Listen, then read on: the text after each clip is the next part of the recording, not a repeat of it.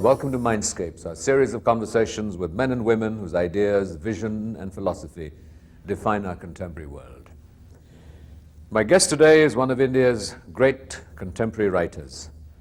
She's written 11 novels, a host of short stories, and autobiography, has been published widely, been translated extensively in India and abroad. Most recently, she's been in the news as the winner of the Jnanpith Award. I'm delighted to welcome Dr. Indira Goswami. Thank you.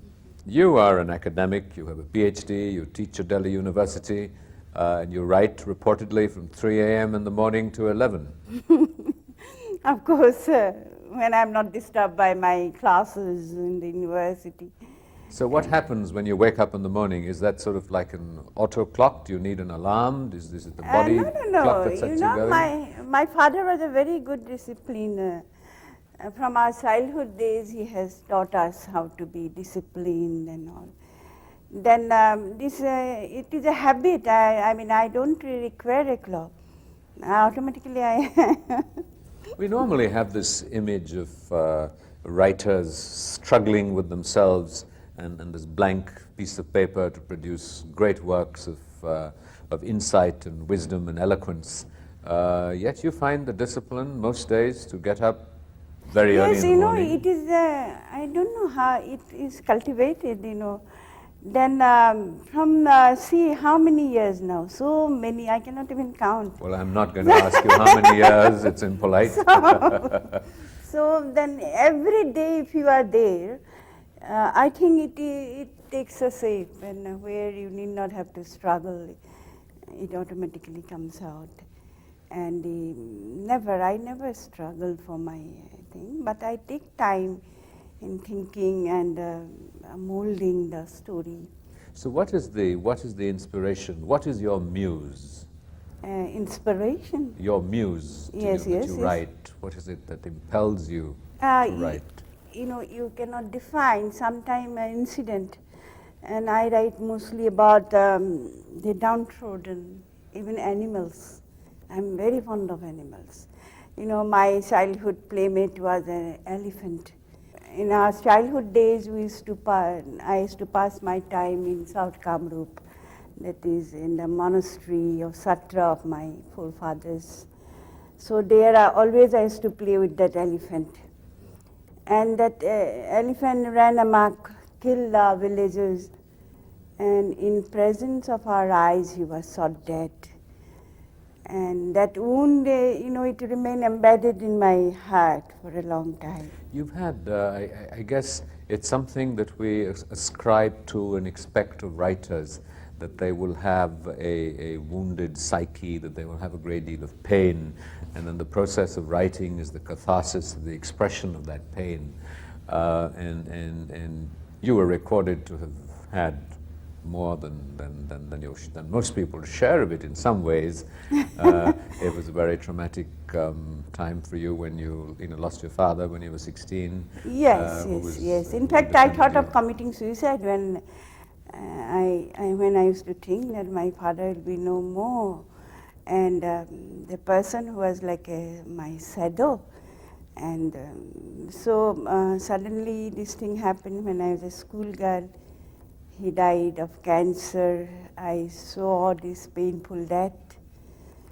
And so everything was inside me. And I pour out whenever I write about the memoirs. So that was in the early 60s. Yes, that is sort of, it's 40 years ago.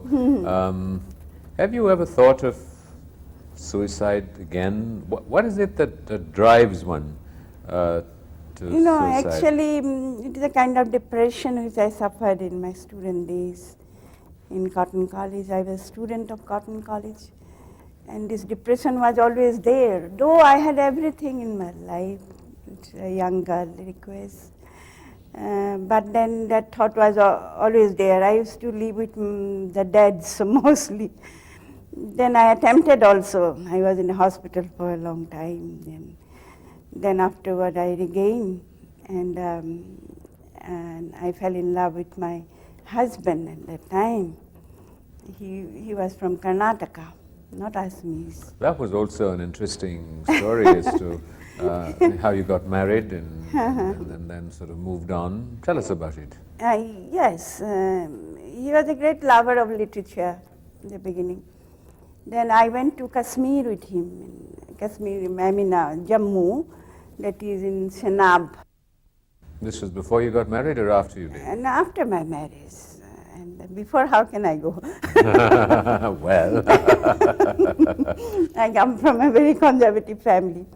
Then my mother was reluctant to bring me in this marriage, because though he comes from the same caste, still he is from another state. And what happened, I went to Chenab Bridge. He was an engineer. He was expert in superstructure. There I was exposed to these, laborers. These laborers they were brought by peacemakers, subcontractors. And I saw the condition of laborers in the private companies where there were no union at all. Nothing was there. The very first day when I went with Madhu, my husband, I saw several fire, cremation fire. Some laborers died and they were cremated on the bank of Chenab, Chandrabhaga. I asked Madhu, what is this going on? Then he said, in the beginning he was reluctant to tell me. Later on I came to know. And I was very much upset. There were no slogans, nothing. And when, and I had, the compensation was also almost nil. You can understand, when my husband was killed there, the compensation they paid for such a wonderful engineer, only 10,000 rupees. You can imagine the condition of her. What impels you, through all this, sort of the pain, and writers experience the pain more sensitively. You talked about your attempted suicide when you were giving up on life. I'm not always painful. I'm a very lively person. So exactly. So the question is, what is it that impels you? This sense of joy now that drives you. What is the source of the joy of living and life? What are the elements of life that give you pleasure? You cannot define joy, can you? It is just not possible to define. But then I am very happy in nature, in Kashmir and in Assam. The Brahmaputra always a great inspiration for me. I have driven all my similes, metaphors from Brahmaputra, and I am extremely happy when I am near her. It is a kind of a joy when I live with her near the bank. And it is something which I cannot explain to you. What is it that keeps you, in Delhi at the university and teaching and supervising PhD students? And how do you still maintain your very passionate Assamese identity? The way you dress, you've been interested in what's happening with the violence in Assam, in so many areas of that aspect. I'm, at heart, I have a kind of quest for knowledge, and I did my Ramayana, comparative study Ramayana. Ramayanas, yes. Assamese Ramayana is the first Ramayana written in modern Indo-Aryan language. Only few people know about it. 800 years ago, Madhav Kandali wrote this Ramayana, where the entire Assamese society is embedded. And even the nature has come out so vividly. The position of women, they are so free, they had political rights also at that time when I read it. And I had a dream that sometime I will do a comparative study of Tulsi's great work. And moreover, I read those beautiful poems of Mullah Masiha. Mullah, he felt greatly pained by Sita's sorrow. And he wrote, Sita ji के शरीर को किसी ने वस्त्रहीन नहीं देखा, जैसे आत्मा शरीर के अंदर रहती है, परंतु आत्मा को किसी ने नहीं देखा।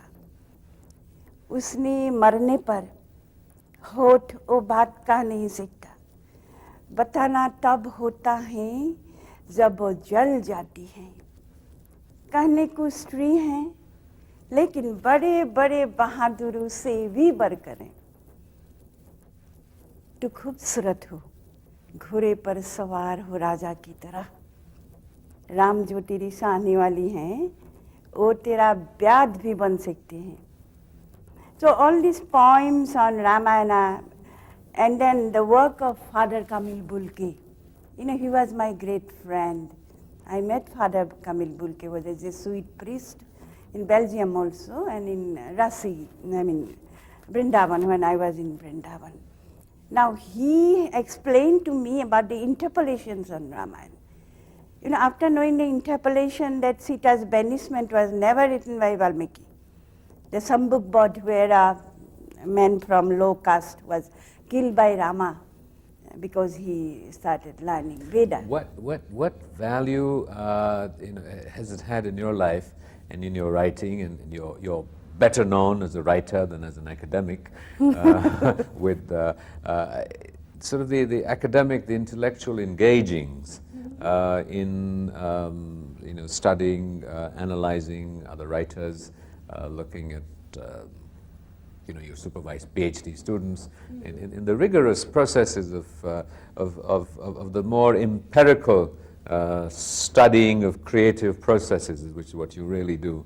So how has there been an interface between the academic in you and the creative in you? You know, usually we've associated, and I know sort of academics will clobber me for this, but in general, I suppose as someone who aspires to be creative oneself, you think that academics are usually people who have failed to be creative in some ways.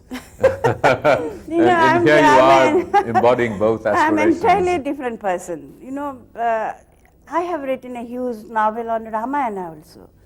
The group of people who went to, the background is Mauritius. I was in Mauritius for quite a long time. Then I was in Trinidad where the Ramayana literature flourished with the laborers who went there. Now, you know, I have brought my academic, research work into my novel. And the way I have, with a great, what can I say, it took pain to mold those characters of Ramayana in the novel. But I used it with great joy, without any effort, So this is, because you were I'm able a different to person. internalize that, yes. You know, you've also sort of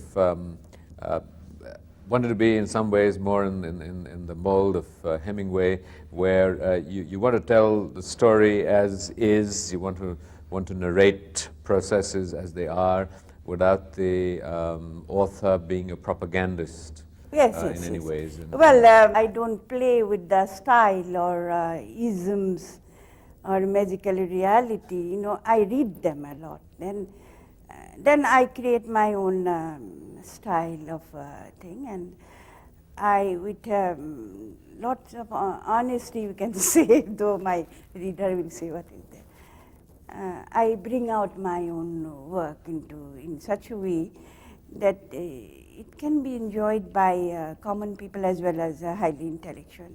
But I'm extremely sorry that my translation are not up to the mark. I am very, of course, one or two translators were good, but then I always feel, a kind of pain when I read the English version of my work or Hindi version after reading Assamese. I feel that to translate me is a bit difficult. For example, Moth Eaten Howdah, which I have written about South Kamrup, the opium eaters and the widows of South Kamrup and the threshold of independence. There I used the Kamrupi dialect. It is a dying dialect. Only few people know about it, and many beautiful words are dying now. Now I want to, not only, I don't have an intention, but my characters speak that language, that dialect. So I brought it. Now, what happened when translating it, nobody understands me. I have to do it myself. I am very poor in English, but then what to do? So your discomfort with translation is with the fact of translation, because in some ways, obviously, language is close to the rhythms of the people and the life that it captures, and it sort of is an expression subliminally and at many layered levels of the author's intention. Yes. So in many ways, no translation can do complete justice Yes, to the originality of the author. Some translation definitely. But yet, sometimes maybe translations can make a work perhaps better if it's a better than good what I have translator. seen. I read Tagore in English translation also. I feel very happy. Well, Tagore was involved with his own translations. But I don't know I don't know if it gets translated, whether the art from where I create it takes, it is not very cooperative with something like that. So what would you consider, would be the values of a good translation? Because obviously, if it's working in a different language, it has to reach a different audience who may not But have it the has same to be I feel now the duty of the well-known publishing house, that they have some kind of social service also. If they find a good piece not translated well, they have enough resource to brush it and get it thing. One Jainendra Kumar was telling me that Indira, mera ek novel, one of my novel, English में translate हुआ है. It is translated and now it has gone to England.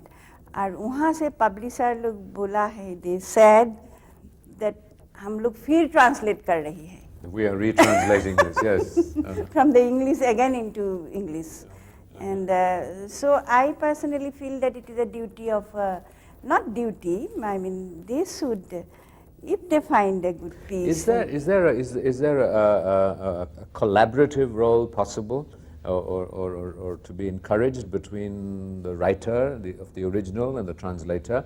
Or do you think it's preferable that the translator works independently, internalizing what the original author has said, and then trying to recreate that? You are right. The second, this is right, to recreate it if he grabs it properly. But then translator has to be a creative author at the same time. It is very difficult to say which part is correct. It is very difficult.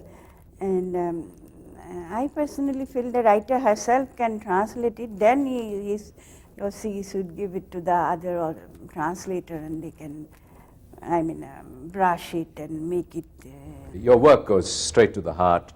It's got this directness to it without the propagandist.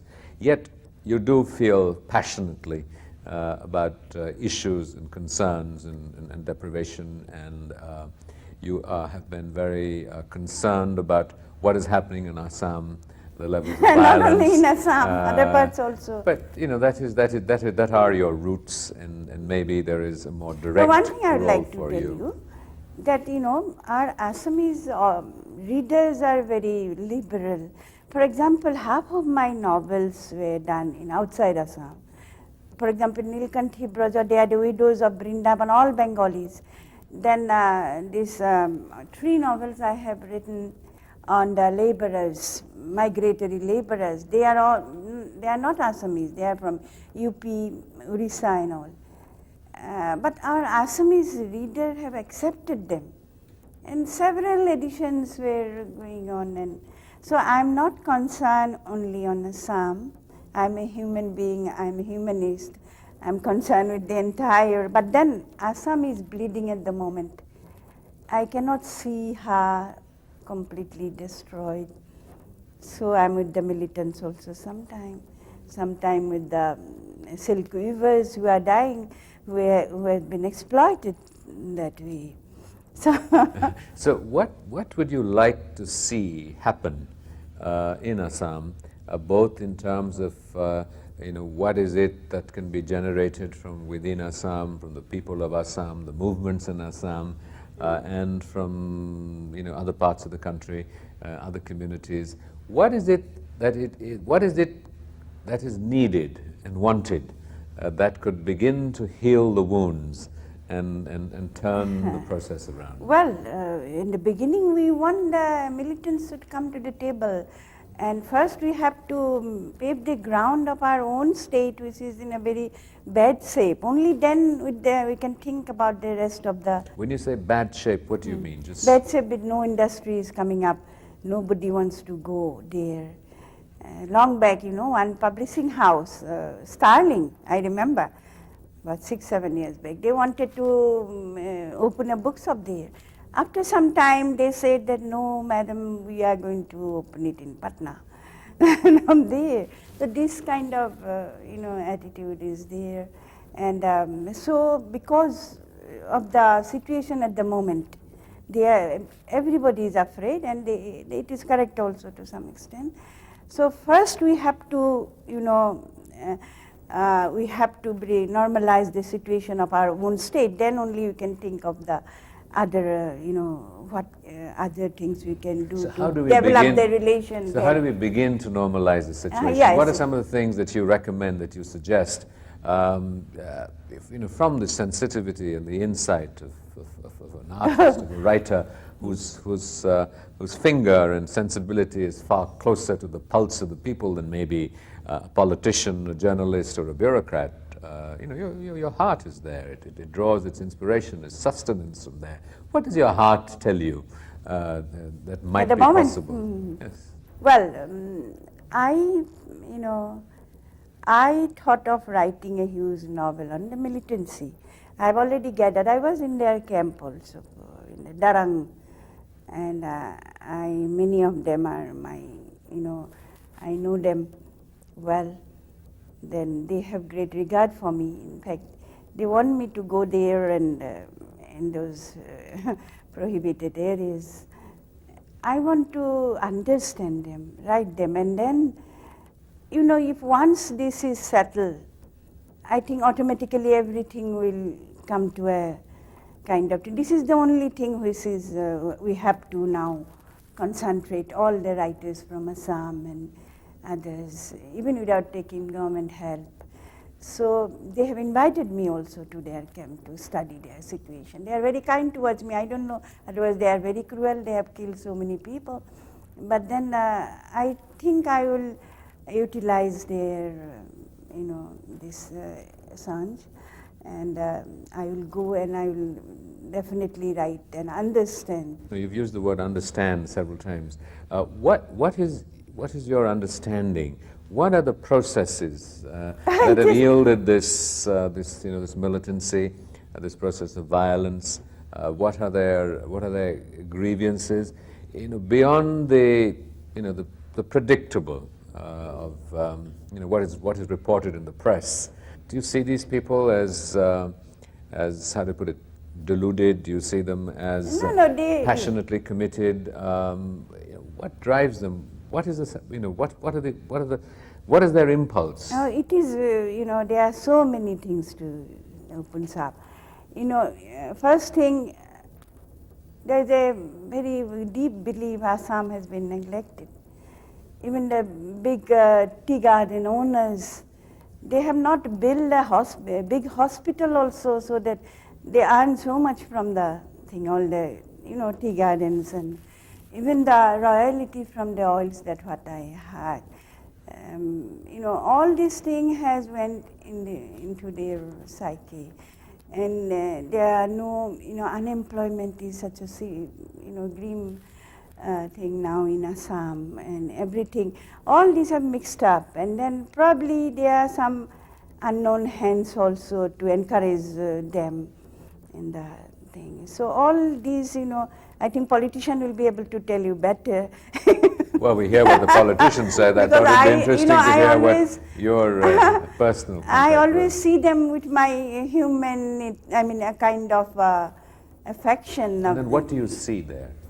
I see that they are, they are committed to certain, some of them, but I see they are the most unhappiest lot in the thing. And then, moreover, it is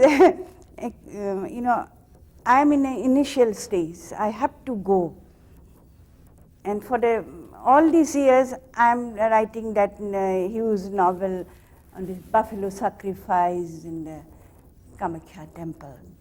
the temple which is drenched in blood, which I don't want to even imagine of. And I was with that. Now only I am coming out. It is complete. The novel is complete. And there are lots of hue and cry thing you have heard about, I don't know whether for 1.5 years. And they have threatened also to think. But then 75% are with me.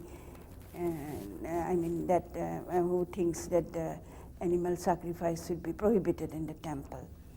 Anyhow, now only I am coming to understand them. If you ask me now what exactly they are, I will not be the proper person to tell you. But whatever I understand, I told you.